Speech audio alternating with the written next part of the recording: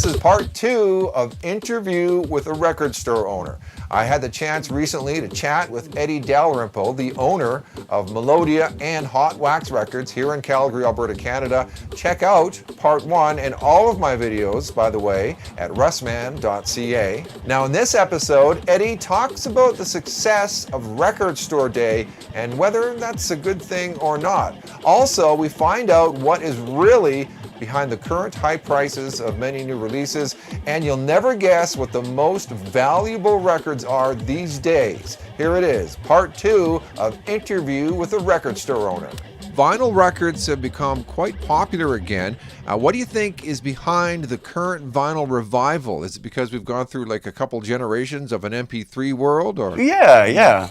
It's like if you're going to own a physical version of music at this point, it's kind of the most aesthetically pleasing, a lot of times the best sounding version that you're going to get of this stuff. People aren't really, because of streaming being so readily available, I mean, most of my customers are Apple Music or Spotify people as well as being physical media people, right?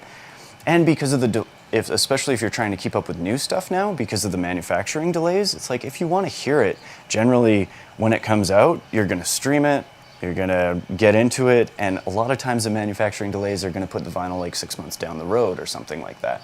So I find that kind of stigma of, no, I just buy records, everything else is a lie, that kind of thing is kind of gone, and everybody's doing this kind of mixed bag. And so as far as when it comes time to buy the physical medium, this is kind of the way to do it, right?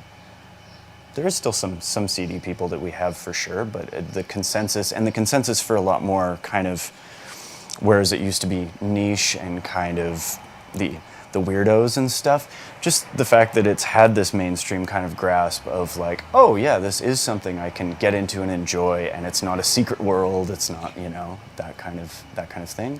That's made it a lot better as well, I think. So one unfortunate side effect of the recent vinyl revival is that prices for records have gone way up, especially for new releases. Do you see that continuing? Is that the new record buying reality, $40 records? I think it's going to be the reality for the foreseeable future, for like at least the next 2 years kind of thing. It's the thing that right now is hurting us and hurting all the stores the most is the pricing. New stuff is getting expensive. Our dollar factors a lot into that as well. It's settled now a little bit, and so it's a bit better. But the price of the new stuff, the same thing happened with CDs, right? The major labels really got involved. They don't price according to what they see the customer being able to buy, whereas the indie labels kind of do a little bit more of that. They price based on strictly like the numbers that they need to make, right? So that really like pushed, and you can see it with like over the last 5 years with like Taylor Swift's vinyl. Like all that stuff started as $20-25 on the rack, that kind of thing, and then in the last couple years it's just been like, oh, all of a sudden the wholesale's doubled and that kind of thing. That's not just manufacturing costs, that's them being like, oh, people want this, it's selling, it's available in Target, it's everywhere, we need to make this certain margin. And a lot of times they're going to pump the customer for a lot more margin, unfortunately. Whereas you've seen the indie labels try and keep it. They're like, okay, our records used to be $22. People can afford a $30 record, but we're going to shrink our margin in accordance to try and sell stuff, right? And then the manufacturing delays don't help in that, of course, because even like some labels, I got an email from a larger indie label like a month ago that said, our business model is changing. Now we're going to release things digital and CD, and then you can expect vinyl 6 to 8 months later. We're not even going to try to release them at the same time. So it's if things go that way, it's very hard to keep people's attention and their interest, right? If the record comes out and they're all streaming it and listening to it, and then 6 months down the road, it's like, oh yeah, there's that record. I listened to it a lot at that time, but like, maybe I'm not as into it, especially right? if it's $45. For sure, right? Yeah. And that's the hardest thing right now as the retailer to try and explain to the customer is like, First of all, it's not us raising the prices. Believe me, I'd love for the records to be $21.95 on the shelf. But yeah, those are the hard things to explain, and that makes it hard to repress things as well. So things like trying to keep a full like hip hop section right now. All that stuff is going out of print, and it's like, I wish it was like 5 times as big, because that's what people really want, and that's what I want to bring in for people. But yeah, so those delays are affecting us the most out of all this stuff that's happening, I would say. Like, how many record plants are there basically in North America? Like, Is there a glut of, you know? There's tons now. Yeah. I mean, in Canada, we've got like 3 large-ish ones. North America, there's probably, I don't know, another handful, another 10 or so, 5 that do good work, kind of thing. But the raw materials are getting a little hard to get. There's been shortages on, so when they press records, it's that puck. Yeah. So the pellets that they get to make the puck, there's been shortages on that. There was a fire 2-3 years ago at the plant that mainly makes all the lacquers, all the master kind of things. Right. And they were one of, I think, 2 in the world that did it. So we're starting, like, a lot of just raw material delays, you know, and those can't be helped. But that has helped us also put a lot of emphasis on the used stuff right now, because there's so many good collections in Calgary, and there's so much of that stuff coming in that you can kind of weather that with being like, you know what, we've got a bunch of great used stuff that's clean and good shape that we check out that, like, you can get for cheaper too, you know? So. What would you say is the rarest, kind of most valuable record you've handled or sold over your years? Handled or sold?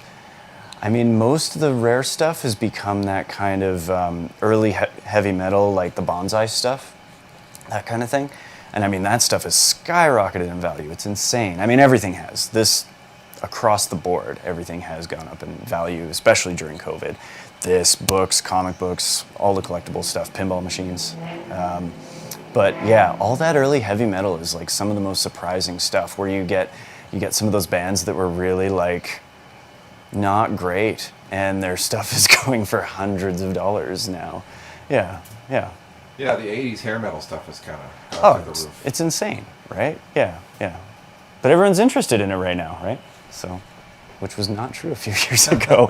Who saw that coming? I'm with Eddie at Hot Wax Records in Kensington, Sunnyside. Now, Eddie, what sort of music do the shoppers of Hot Wax tend to like? It's always been a bit more of like a jazz-centric store too. So there's a lot of people that come here for looking for really quality jazz and good, like, closer to original pressings, not as much reissues and that kind of thing. So I do try and seek that out when we're going out and buying collections and that kind of thing.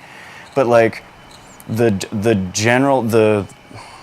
wider audience that this format has now has just like made it, has changed the selection completely, where you have to have a lot more kind of like pop music and stuff like that, like a lot more of the Ariana Grandes, Taylor Swift, a lot more of music for teenagers, because they're a lot more interested in it now, right? Like, that stuff has been like one of the more surprising things, because I know it's very difficult to get teenagers and high schoolers to like commit to a thing, especially a physical weird thing like this, where you spin a little plastic disc around. I mean, who would have thought for that? But the selection is just kind of, at this point, like familiar stuff, depth of catalog, and then some esoteric, like interesting, weird stuff if you're looking to take a deep dive. Do you see more younger record buyers here at Hot Wax or your other location? I'd say probably more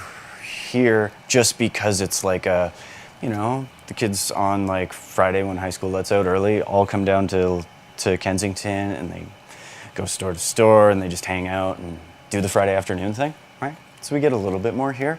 And yeah, just seeing like what they buy and what they're interested in has been really good for my brain, and just seeing like, oh, you guys, there isn't weird, they don't have borders really, as much as maybe like you or I growing up and getting into music and taking kind of a linear, like, oh, I heard this, so I like this and like that. They've got everything, man. They've got everything. And so it's very interesting watching what they buy. How about cassette tapes? Do you see people buying cassette tapes again? Is Yeah. that a thing? Yeah, a couple years ago, it definitely did like one of these, where all of a sudden people were like were calling all the time. People were coming in, and of course they're looking for stuff that doesn't really exist, like early heavy metal, like hip hop cassettes, that kind of thing. And it really got big for a minute, and now it's just kind of settled, and it's like I've got a few people who are super into it and like have really nice cassette decks and stuff. But mainly like when that revival was happening, there was a lot of like new releases that were being manufactured on cassette. And that seems to have kind of calmed down. So it seems like probably the demand is kind of like just settled. Not gone away, but settled, More of a collector kind of market, I guess. Yeah, the people who were deep into cassettes already, they weathered that kind of thing, and they're just like, oh yeah, no, I still like them, cool. Even if they're stretched out, and I'm hanging out at Hot Wax Records in Sunnyside, chatting with the owner, Eddie. Now, it's just actually a few days now since the latest Record Store Day, which has become a pretty big deal, this Record Store Day. How many Record Store Days were there this year, Eddie? There was 2 this year. So because of, previous year got canceled and then moved, and they did one a month for 3 months, I think, just to spread out the releases in an effort to kind of do lower capacity stores, right? Fewer releases, ideally less people coming in, which didn't work at all. And then this year they did just divided it up into 2. So there was one last month and there was one this past Saturday. And they were great, man. They were really, really good. How many, is there one Record Store Day a year? There typically is one in April, Usually. and then there's Black Friday as well. Right. Yeah, which is not really a big deal here, but in America, it's absolutely. And now, how many years now? I was trying to think, because it's been quite a while. I would say 20 years Jesus. almost, if not. Must be something like that, like maybe 15. I don't think it's quite been 20. Yeah. But yeah, definitely over a decade of it. And I mean, it's grown to, for good or for bad, it's grown into this giant beast now, Is there any way to describe just how big Record Store Day has become? Oh God, I don't even know if there's like a metric for how much it's grown. I mean, when I remember the early ones, there would be a bit of a lineup outside, sure, but there would be about 30 releases sometimes, it seemed like 20 or 30. It would be pretty small. And they'd feel very exclusive. Like sometimes it wouldn't be these big numbers of pressings. It wouldn't be pressing 5 and 10,000 of these items. They'd be pressing, 200-300 for the whole of mostly North America. And I mean, for better or worse, it's gigantic now. And that's just made it a little bit harder with like actually getting some of the exclusives and things, getting maybe like 10% of fill on orders and whatnot. So that makes it a little hard, but it's still just, and especially for us, it's a really fun day just to have like a sale, get a bunch of people in here, bring awareness to the record stores, see the customers that have gone to they're on their 5th record store of the day and they've got their huge bag and they're just like excited, So I think that's the best part of it, that the releases have gotten a little whatever for as most of the time. There's always some good stuff, but just the fun that the customers actually have in participating in that day. That's really cool, I think. It's an event. Yeah, totally. Yeah, and we need events right now, too. It's a good vinyl record market here in Calgary. Crazy vinyl record market. Would you say it's the best, or what would you say is the best vinyl market in Canada?